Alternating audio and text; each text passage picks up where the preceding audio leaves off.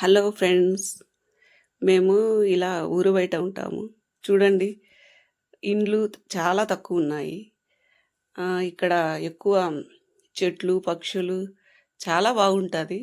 కాకపోతే పాములు గూడా అలాగే ఉంటాయి. రకరకాల పాములున్నాయి.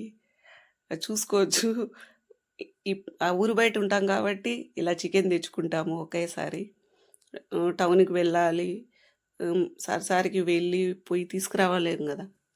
దానికోసరము చికెను 2 కోళ్ళు తెచ్చుకున్నాము. చూడండి, మ్యాగ్నేట్ చేసి పెట్టుకుంటున్నాము.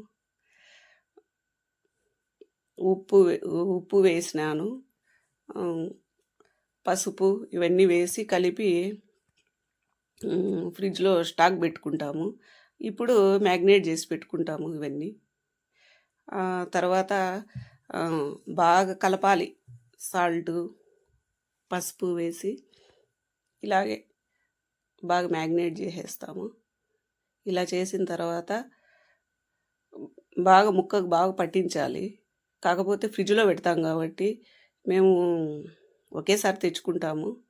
తెచ్చుకొని తూకం వేసుకొని ఒక్కొక్క బాక్స్‌లో పెట్టుకుంటాం ఇలా. చూడండి, ఇప్పుడు వీటిని 300 గ్రాముల చొప్పున వేశాను. ఒక్కొక్క బాక్సుకు 300 గ్రాములు. అలాగే ఈ బాక్సుల్లో స్టాక్ చేసి పెడతాను. ఒక్కొక్క బాక్సు ఒక్కొక్క రోజు. ఎప్పుడు తినాలనిపిస్తే అప్పుడు రెడీ చేసుకొని తింటాము. రకరకాలు చేసుకొని తినొచ్చు. అది ప్రతీదీ 300 గ్రాములే వేస్తాను. ఒక 10 గ్రాములు అటు ఇటు ఉంటుంది. ఇలా అన్నీ బాక్సుల్లో ప్యాక్ చేసి పెట్టేస్తాను. కానీ మొత్తం మీకు చూపిస్తున్నాను కదా, ఇలా ఒక్కొక్క బాక్సు అన్నీ ప్యాక్ చేసి డీప్ ఫ్రిడ్జ్‌లోనే పెట్టాలి అవి. ఎందుకంటే 20 రోజులు అయినా పెట్టుకోవచ్చు.